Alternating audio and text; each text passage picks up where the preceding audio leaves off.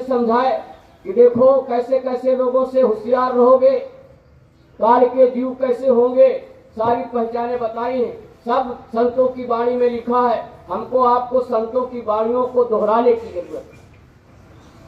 ओ छासीस पढ़ाते हैं, देखो कबीर साहब कैसे धर्मदास को। ओ छासीस दीर्घ बहु काया और ताके हृदय कपट बहु छाया।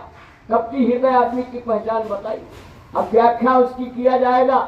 तो देखो ये तो गुरु महाराज ने संगत बगिया, जो हमारी आपकी संगत बगिया तैयार किया है, तो दयाल के जीवों को इकट्ठा किया है। यहाँ काल का जीव नहीं है, लेकिन कबीर साहब ने उसकी पहचान बताई है कि ओछा शीश दीर्घ बहुकाया, बहुत बड़ा डील डौल वाला व्यक्ति हो और उसके शरीर के हिसाब से यदि खोपड़ी छोटी है तो समझ लेना कपटी हृदय आदमी है, यानी वो काल का जीव है।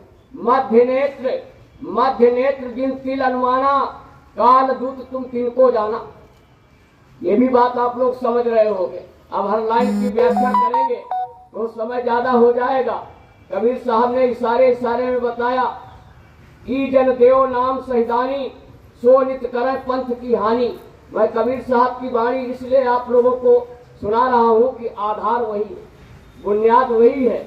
अब गुरु महाराज भी उसी बुनियाद को लेकर के, गुरु महाराज कैसे हमको आपको सबको समझाए हैं कि देखो ऐसे लोगों से होशियार रहना, यानी ऐसे लोगों को नामदान दे करके उनको अपनी संगत में शामिल कर लोगे तो तुम्हारी संगत का सत्यानाश कर देंगे। एक समय ऐसा आएगा, हमारे गुरु महाराज की संगत बगिया को यही खामियाजा उठाना पड़ा, क्योंकि गुरु महाराज ने लाउड स्पीकर लगा करके नामदान लुटा दिया।